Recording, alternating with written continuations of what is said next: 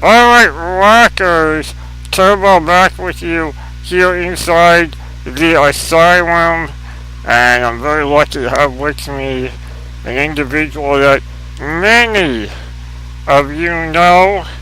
He's a former member of Guns N' Roses, and he's also a man of many hats, figuratively speaking. He's one of the best guitarists in the world today, a great solo career, been part of many projects, also a great producer, as well. He's a member of Art of Anarchy, whose new album, The Madness, is out now wherever you buy music. I'm also honored to call him a friend. The one and only Bumblefoot, right now by phone. How are you, buddy? Good, man. Good. Thank you. Thanks for having me on. Thank you. Hey, So thank I guess you. your listeners, we should tell the listeners how, before the show started, and you were telling me how much you hate the album. Quite the opposite. Quite the Yeah, he opposite. was telling me. He was like, this is the biggest piece of crap I ever heard. What is wrong with you? He was Right. just riding me for like 5 minutes, just going on, just beat me up over every song. He was saying how the album you listen to a song, and then the next one would be even worse than the one he just heard. And finally, he had to just take a break to go vomit, and he came back and he just finished listening to it, and then he pretty much put it right in the garbage and called me. All lies. All lies, man. No, everyone knows, and of course you guys can tell Bumble and I are really good at ribbing each other. But look, it's all those guitar solos, you know? Too many guitar solos. That's what it is. Oh, definitely. Too many Definitely. guitar solos. No, Not but much flute solos. yes, but seriously, it is a great album. When I got it, I was in love with it. When I heard the demos back in October at the Gramercy show, I knew then it was going to be an amazing album, and word already out now, getting great reviews. And before we get into the album, and I know, Bumble, you've told the story over and over again, but for those that don't know, just give the Reader's Digest version of how Art of Anarchy came to be, because you guys are, as a band, still a very young band in the sense of how long the band has been around. Oh, yeah. Yeah, we're a baby band, just starting out, but the history of it all goes back almost 20 years. So I'll give you the long version. Let's see. It goes back to when I had a studio in the mid-'90s, late '90s in the boroughs of New York City. And one of the people that came in to check out the studio that was thinking of having his band record there was John Voda. And he had a band with his brother Vince. He was a guitarist, his brother was a drummer. And they came into the studio and I recorded them, and we just hit it off really well. And all the different bands he had and different incarnations of things that he was doing, I would record them. And a lot of times he would come in with a different producer, and I saw a lot of people were trying to not really bring out the best of who they were, but more just trying to change them to follow trends and do something that was a little disingenuous compared to what they really wanted to do. Because they're old school metalheads, they're really into Megadeth, Metallica, and also big Kiss fans. And, they just wanted to have a little more of that in their sound. So nothing ever really happened back then with their bands. And there were a couple of things. There's one thing that I produced for them that ended up on this album. It was a cover of a Doors song. And they were pretty much the only unsigned band that ended up on this album. It was just all different people doing their own versions of Doors songs. That must have been around '98 or something like that. But we always stayed in touch, always stayed friends. And then in 2011, They told me that they had written 10 songs, just the guitar and drum parts, and they wanted to make that album that they never got to make. So they came into the studio.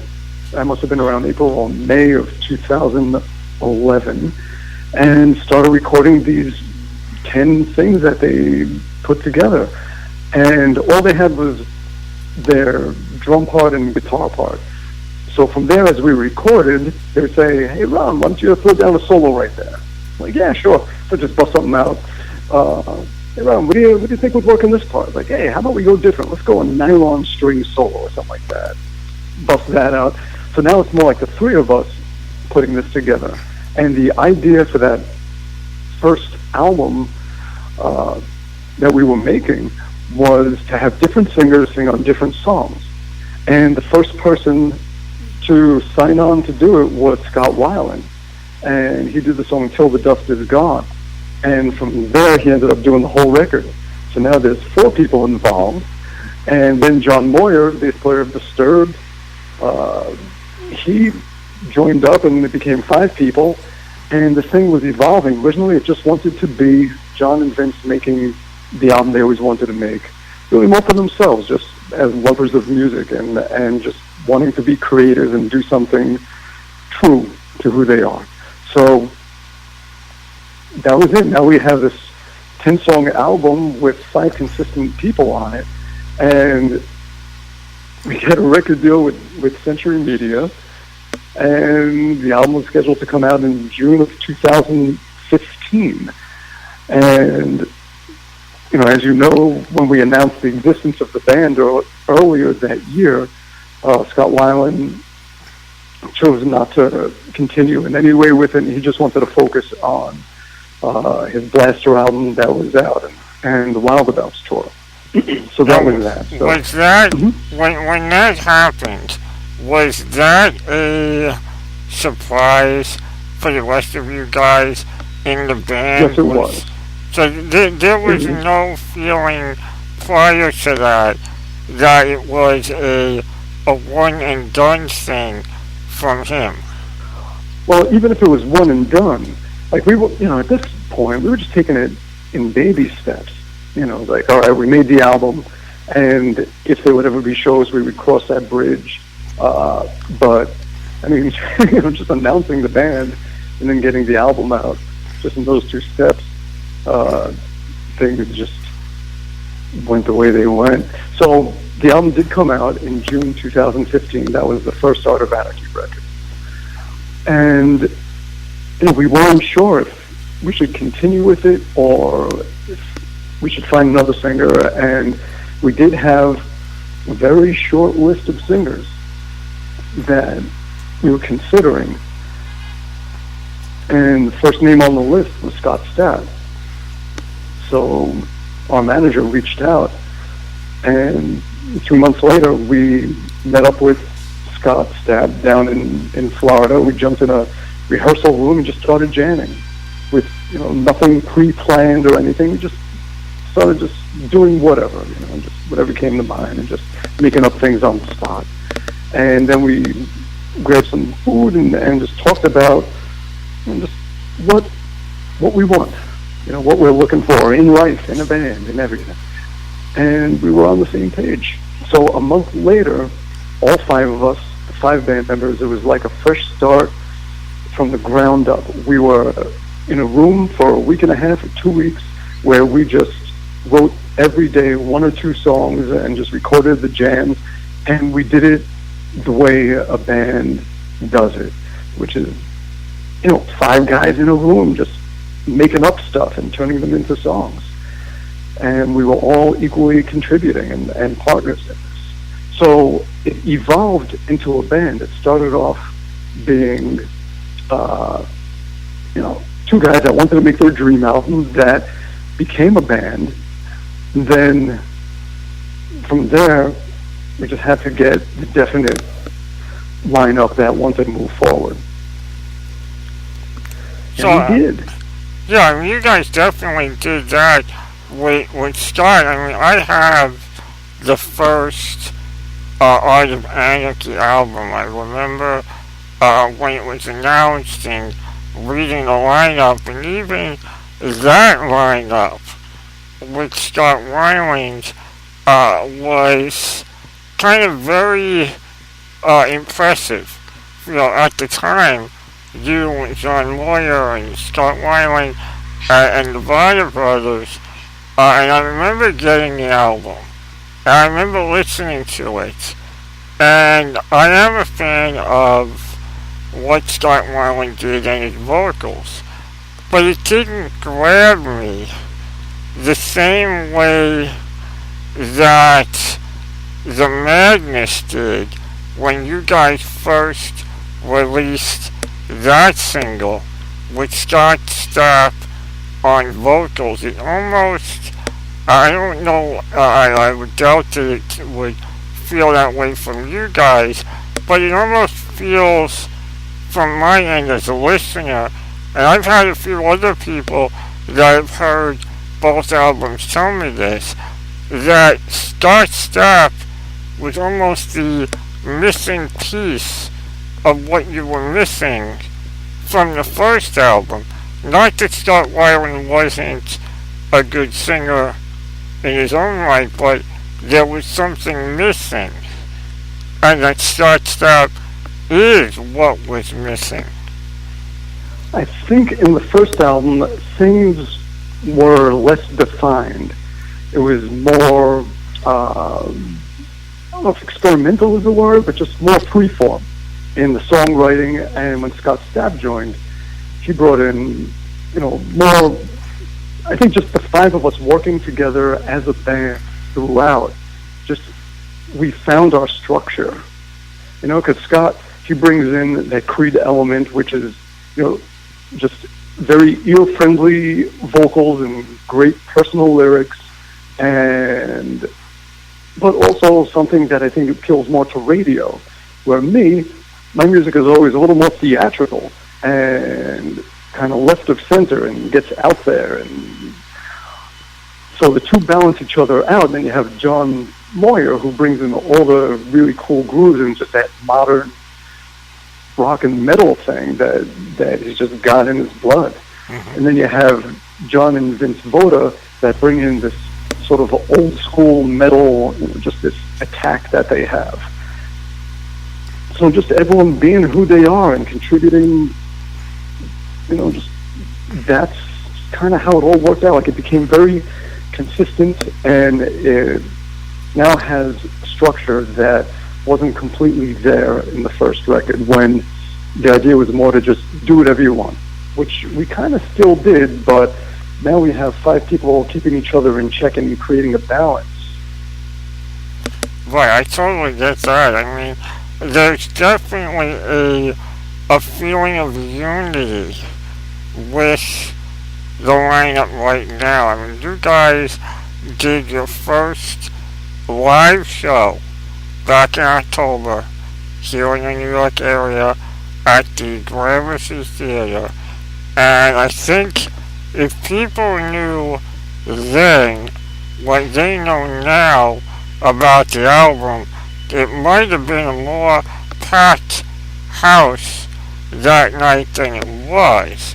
But I remember watching you guys and looking and going, you don't look on stage like it was the first time that you guys were there on stage. You guys looked like this had been a band that had been around for 10 years, playing shows regularly. It didn't look like a first ever show. Is that how it felt for you guys? And do you think that the way you put the album together, being all together at the same time, that played into how in sync you guys are? Yeah. One word answer. Yeah. Short answer, yeah. No, but definitely that show, yeah, we were very comfortable. I think part of it just comes from, at that point, we were together for a good year more. That was October of 2016, and it was in September of 2015 that we all started really writing together. And in that little 1.5 week, 2 week period that we were together, just busting our butts, every day and night, that's what half the album was written. So we were living with this music for a good year, and then over that year, as we were writing and recording in between all our touring schedules, those songs were just marinating, and we were getting to know them, and we'd still tweak them. So there was some chance for everything to sort of grow and solidify. So by the time we did that show, even though it was only our first show, the first time we played live together, there was a comfort with the music, there was a comfort with each other. So I think you saw that on stage, even though it was just our first time playing. Was it hard for you guys to sit on that music for that long? I mean, for you guys have met up with Scott Stapp in late 2015, and have to wait until almost the end of 2016 before one song saw the light of day. Was that hard for you guys, to be able to sit on that, knowing that maybe this had a different feel, it had a different vibe, or were you guys kind of wrapped up in your individual careers, you doing your solo stuff, Scott doing his, John Moyle with Disturbed? Was it like one of those, oh my God, when are we gonna put this out kind of thing? Yeah, there was a lot of having to wait for the planets to align each time where we can all get together and continue working, and trying to juggle our tours. Actually, pretty much most of 2016, I went a lot easier on the touring, make time for developing Art of Anarchy, and coordinate with other people when I would do different things.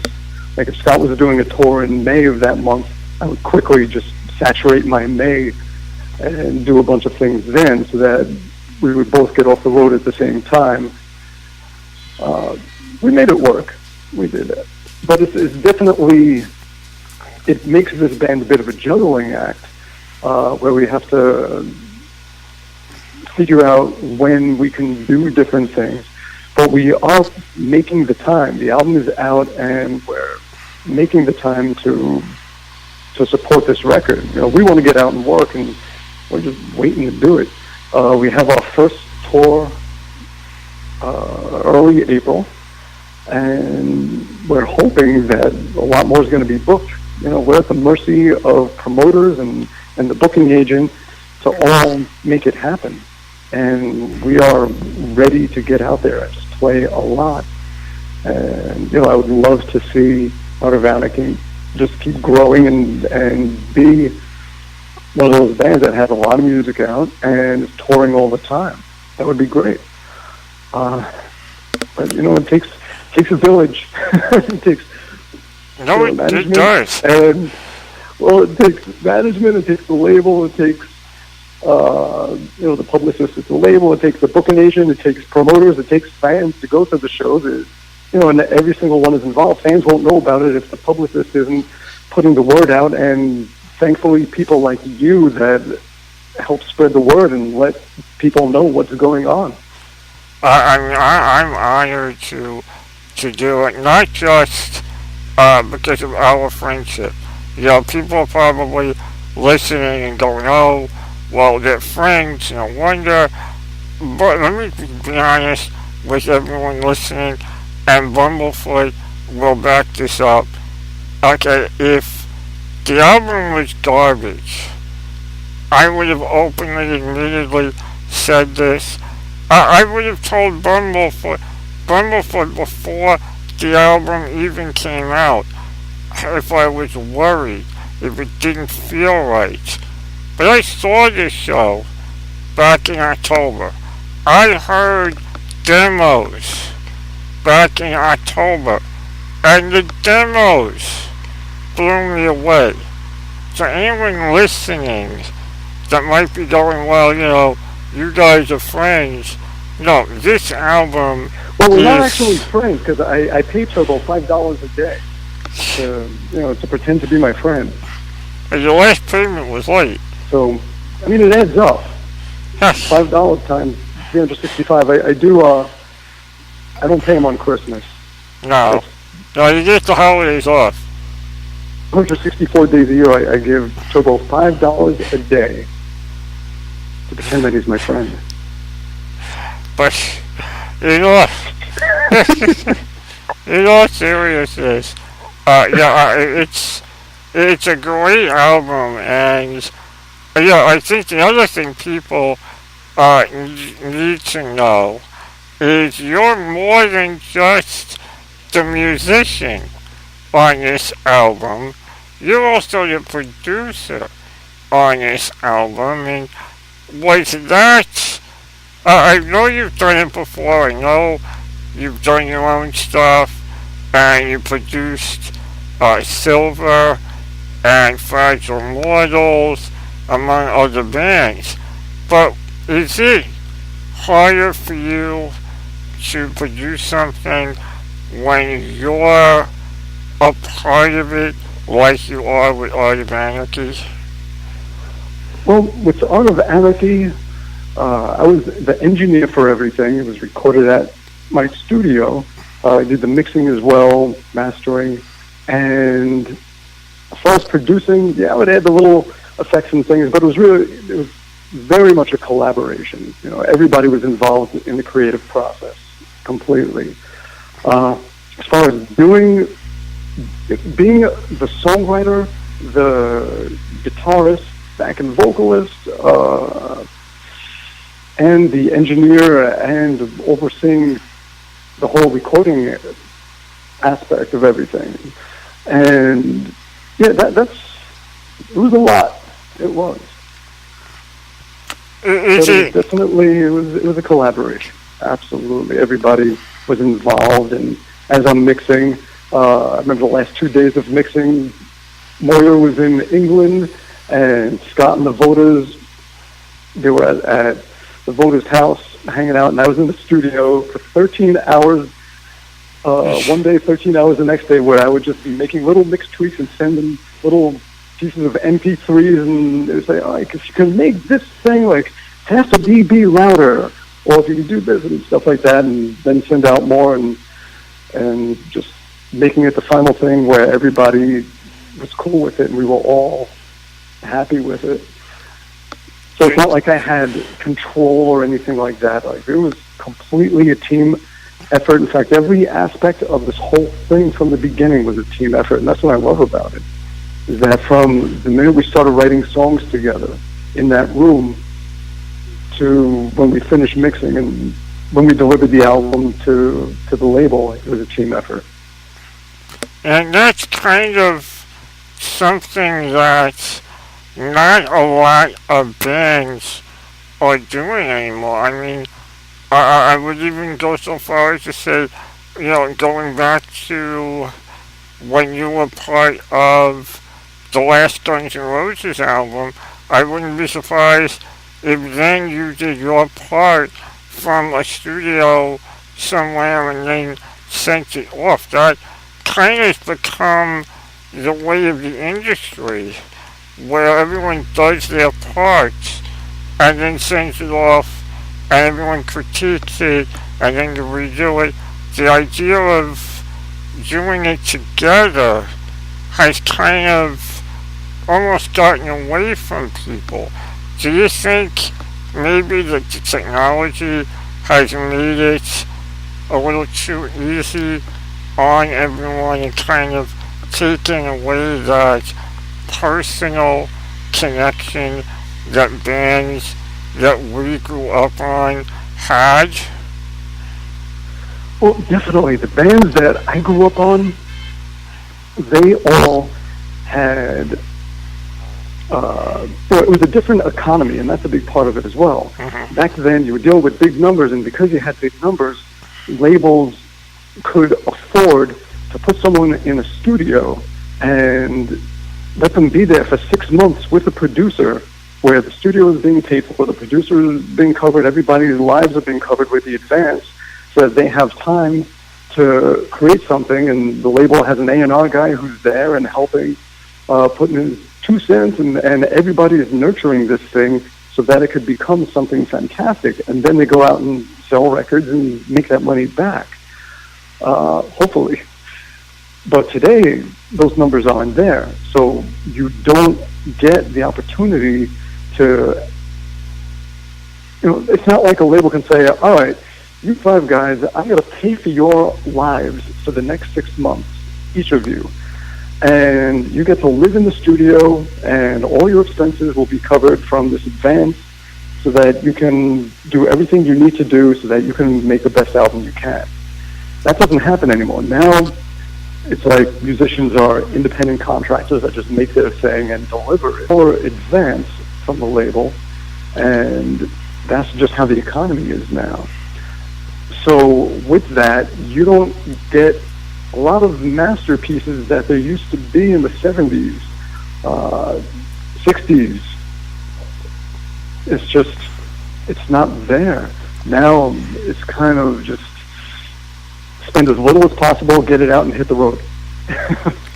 Well, in a way, it's kind of going back to the early 70s, where all the money was made on touring, unlike in the 80s and 90s, where album sales is where the money was, and touring was kind of like the bonus on the album sales. Yeah. It's an economy, so it has an ebb and flow, and it just keeps changing, and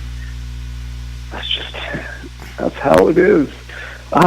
But fortunately, I have my own studio, so we have unlimited studio time, day and night, all the time.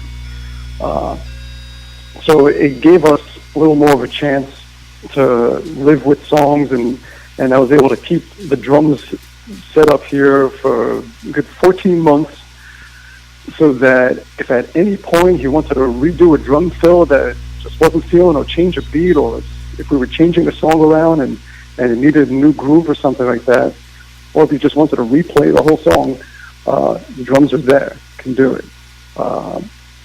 Everything was like that. I just kept the studio set up for Art of Anarchy for a good 14 months, so that at any time we can revisit something and change something, and all the settings and everything is the same.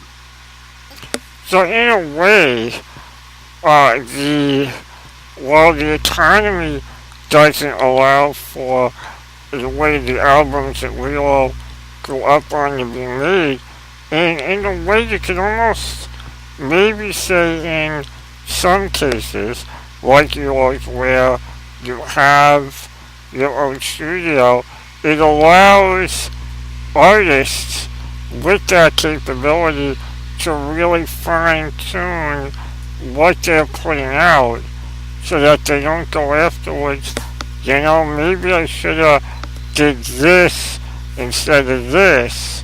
That happens anyway, no matter what. Like, we always joke how you're never done making an album. You just put it out, but even after it's out, you're still looking at it saying, oh, I got this great backing vocal idea I could put in this song, or I should have done this for this melody in there, or that snare should have been brighter in the mix, or whatever it is. Like, you just never stop wanting to fix it and wanting to keep it going.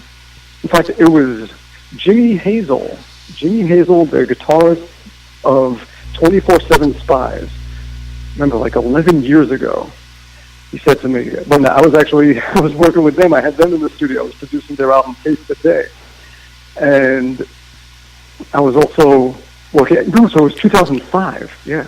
Okay. And I was putting out an album of my own called Normal, and I was just going crazy, mixing it and remixing and changing. And I remember he put his hands on my shoulders, and I'll never forget it. It was so wise.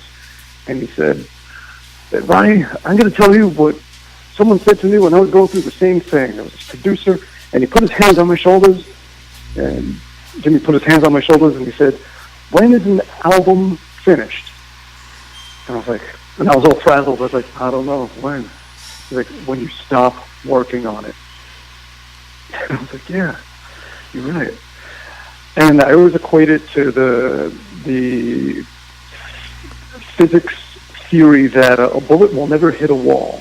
Like, let's say you're 10 feet away from a wall and you shoot the gun at the wall.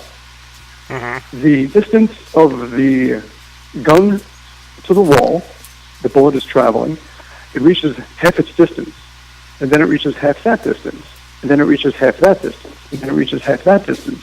And the increments get smaller and smaller and smaller until you're in this tiny little area that it's so close to the wall and it's getting closer and closer and closer and closer, down to millionths of an inch, billionths of an inch, trillions, quadrillions, quintillions. It just keeps on going and going and going and never quite reaches it.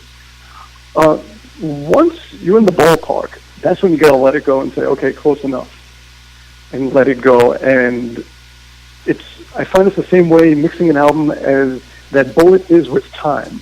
In the first day, or first week, whatever it is, however you're counting the time, it becomes half the distance to your goal.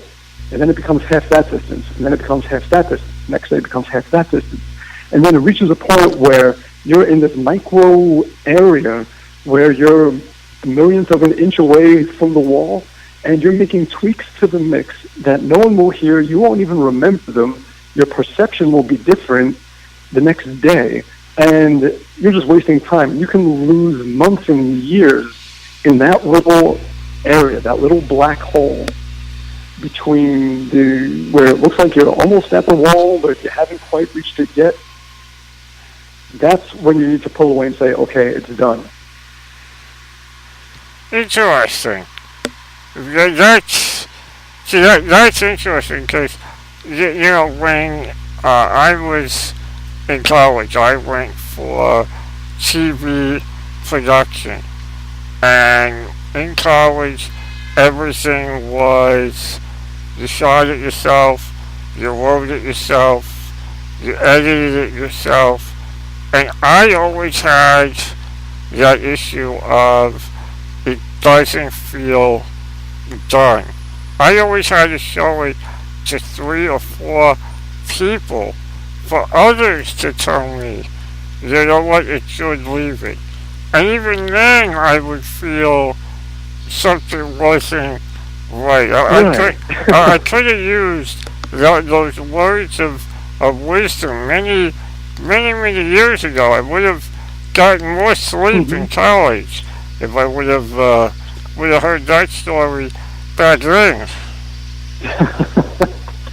Yeah, it applies to so many things. Yeah. Wow. So you guys, you reached that point with the album and you put it out. You gave us The Madness as the lead single. How did that also end up becoming the title of the album? The Madness. Well, as Scott was writing lyrics and writing about things and some of the really profound things that he had experienced and, overcoming all the challenges of dealing with drugs and bipolar mixed and getting through that and overcoming it and just getting to the other side of madness, basically. And it was such an important thing in his life and just such an important thing in anyone's life that it was worth naming the album after and making it the theme of the record. Here I was thinking it was because you guys drove each other crazy putting the album together. Well, that too, but yeah, but it's a great title, and I mean, you guys also have really done a great job in, picking out the songs that you guys lay out as singles. As I said, I was at that show in October, and everyone already knew the madness by the time that show had happened. And I remember afterwards having No Surrender in my head. And I remember still having Afterburn in my head and so many others that you guys played. You guys ended up with The Madness, No Surrender, Echoes of a Stream, and Changed Man as the lead-ins to the album being released. And there's different elements in each one that I think will appeal to various listeners. Was that part of how you guys decided what songs to lay out in advance, or was it just a random process? How did you guys really nail down which songs were going to lead everyone into the album? And 4 or 5 is a lot of singles, even by today's standards. Were you also worried about maybe early oversaturation? Well, first, the way we chose was between the label, management, and the band, and what we felt and what other people that we let heard the stuff, like their opinions, just put it all together, and it seemed like those 4 songs would be good to tease people with as the album came out. Were we worried about giving too much away? No, not really. I think that it's good to let people hear what's coming, and if we were doing shows, they'd be hearing all those songs too. Right. So yeah, I think it was a nice lead-in to get people familiar with the album and what was to come. And it wasn't full-blown singles. The Madness was, but the other 3 we just did lyric videos. Gotcha, okay. So nowadays, for me, as someone on the media side, it's getting harder and harder to distinguish what is and isn't a legit single. You get a single in a promo email, and then a day later, there's a lyric video out, but you don't have that lyric video to play. So now it's like, okay, what's a single, what isn't, and then you end up with, in your guys' case, the one definitive single of The Madness, and then I think No Surrender was also the other single, and then you guys did the lyric videos. But I have to say, I looked at your take. I love the lyric videos because not only does it give you the opportunity to hear it, but it also gives you the chance to understand what it's about by reading the lyrics while you're listening. There were songs over the years that it took me multiple listens to finally get all the words. And now lyric videos kind of hand it to everyone.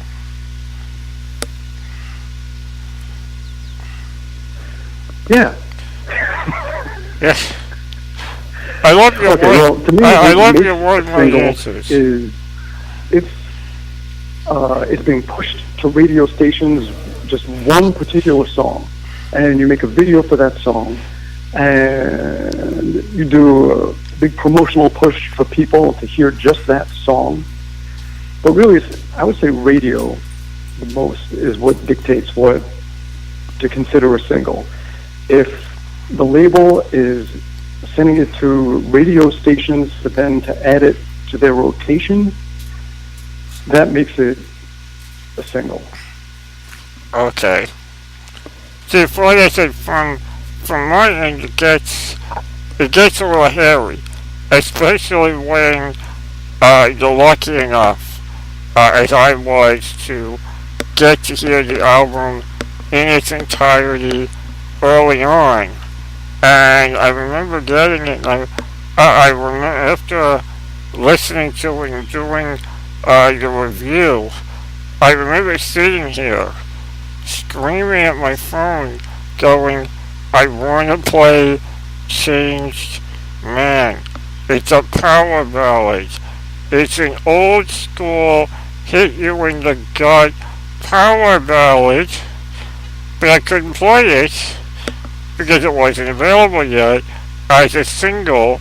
And then you guys did the lyric video, and I went, aha, it's out.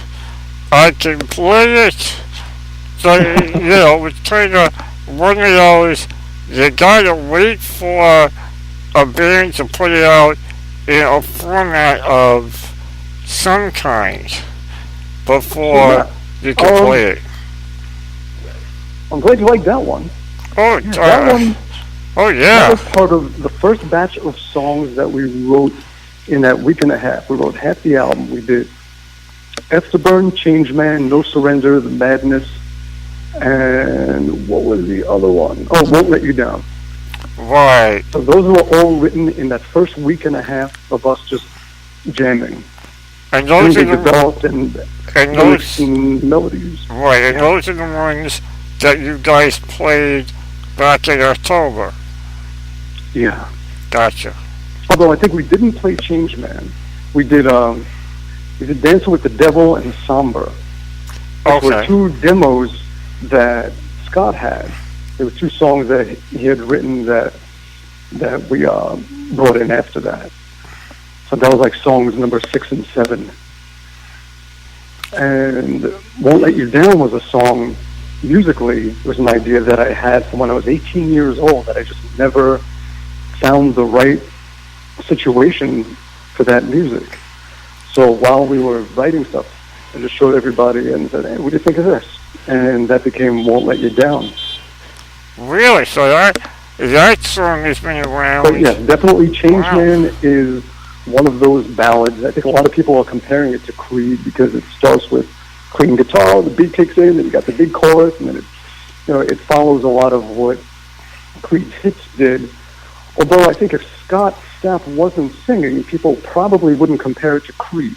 But when you put those aspects together, definitely it falls close, probably closest on the whole record to anything that Scott had done in the past. Now, is that something that you guys are concerned with? Because when Creed ended, it almost ended very abruptly, some would say violently, and Creed was a great band. Are you guys concerned at all of being stuck in that, well, it's another version of Creed because Scott is so recognizable as a vocalist? I mean, I didn't get right away Creed. I was a fan of Creed, but when I went into this, I remembered, look, it's its own entity, and it feels like a different band as it should.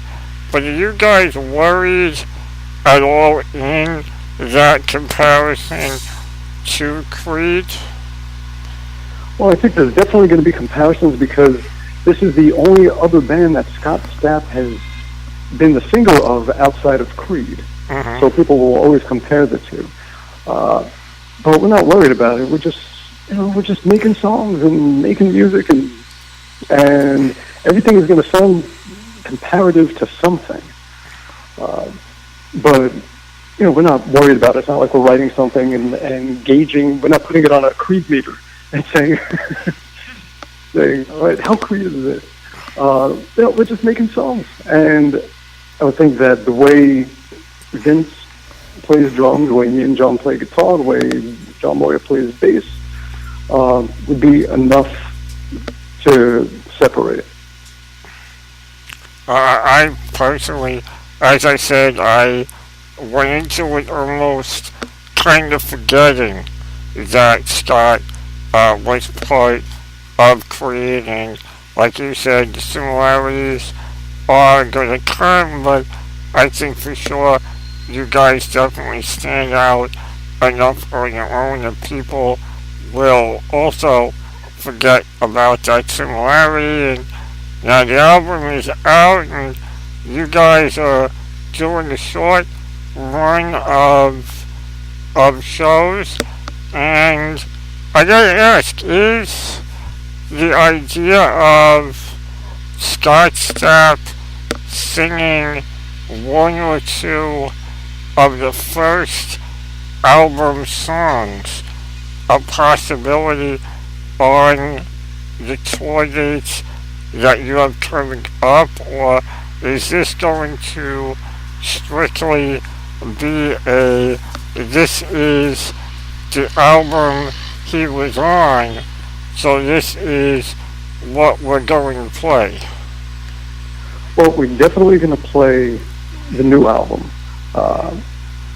We have all the songs that we can play. Anything from the first album, that we're going to feel out when we rehearse and see if there's anything, any pieces of the songs or whole songs that we can put into the show. Mm-hmm. But being that it's all about the second album just being released, we definitely want to keep focus on that. But you know, we'll see what we can do. Yes, we'll see what we can bring in from the first. Because I figure that would be something that wouldn't possibly need time, because Scott Weiland and Scott Stapp are very different and unique in their own styles, and that's why I wondered if that was an idea as the band continues to go forward. Well, we could definitely make it work. I think that John Moyer sings and I sing, so between us on backing vocals, I think we could fill in a lot of the pieces, because there was a lot of layers on the first album and a lot of harmonies and things, and so probably I would grab the high harmony and Scott might grab the middle, and so yeah, that's something we're going to fool around with at rehearsals and see whatever is best for the audience and whatever we think that we can do best for them.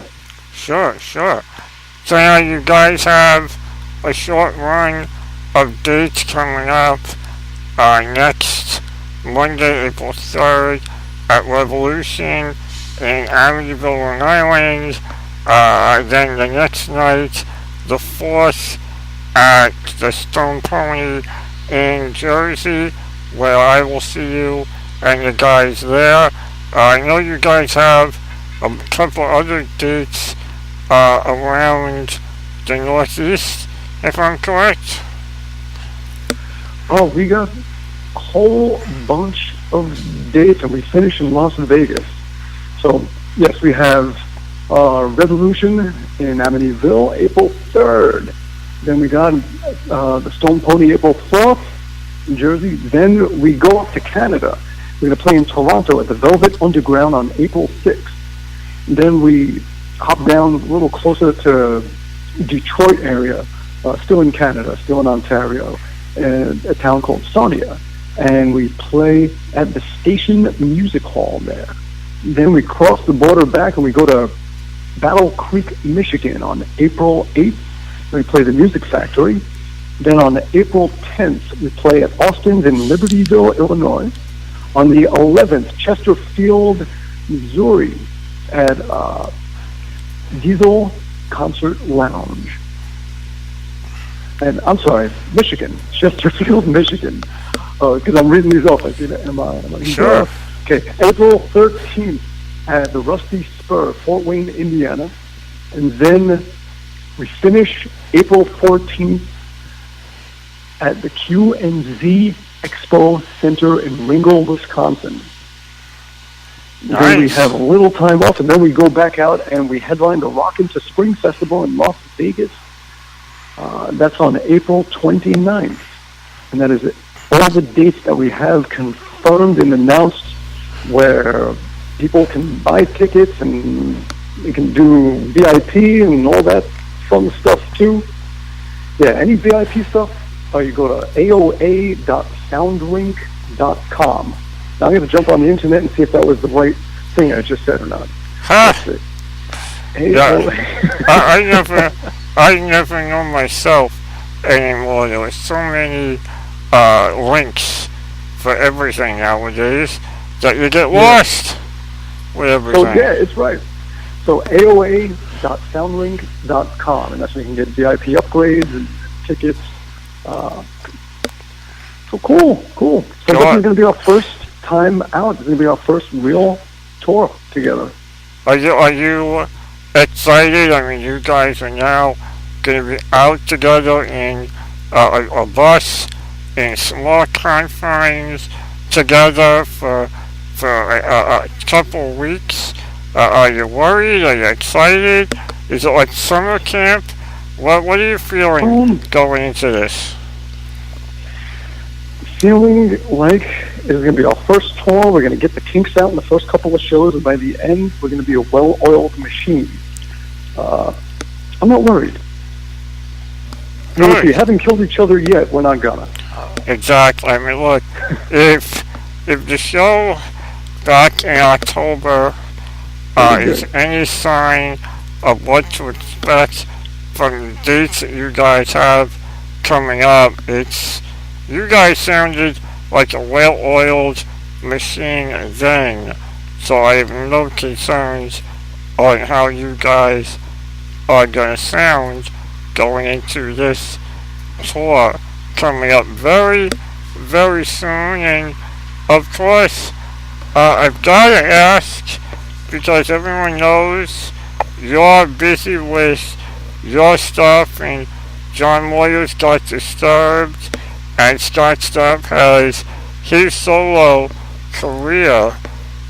What's the plan going forward? A lot of so-called super groups, and I would put you guys in that category, have a hard time maintaining because of everyone's projects and everyone tries to keep going. Yeah, it's a juggling act. It's always a juggling act. After we do these April shows, then Scott has a solo tour he's doing around the U.S., and it's an acoustic tour. And his guitar player, him and his wife, they're about to have a baby, so he's not doing it. So I'm jumping on that tour, and I'm going to join Scott. So we're doing an acoustic tour together. So, so I'll be on that tour with him, and we'll probably do an Art of Anarchy song or two. Very nice. Yeah. Boy, you don't stop. You just keep going. We're trying to stay coordinated. Sure. And it's definitely, even when we're doing other things, we try and keep it coordinated and yeah. So then after that, hopefully we'll be back doing more Art of Anarchy shows. Well, I certainly hope so. I mean, I love the album, and I've said it many, many times, and I will say it again. I'm glad you dig the album. I do, man. I'm glad you like it. I easily see this album will no doubt be on the top 10 list for 2017 for many, many people. I hope so. All you can do is you can just hope people like it. Definitely, man. I look forward to seeing you next week at Stone Pony, and I love a lot of the songs on the album, so it's really hard for me to pick. So I'm going to have you pick your favorite, I guess, from the new album for my listeners to hear. Alright, well, I like Echo of a Scream. I like the solo trade-offs between me and John. Got nice, good energy to it. That's one that Moya wrote. So yeah, we got that one. I like Won't Let You Down. Okay. That's one of my favorites. I'll tell you what, I'll do both of them right now. Back to back. Here it is, gang. Well, my thank you very much. My buddy Bumblefoot of Art of Anarchy, thank you, and everyone go get the new album. It's a madness. Check out right now from the album Echo of a Scream and Won't Let You Down here inside the Asylum.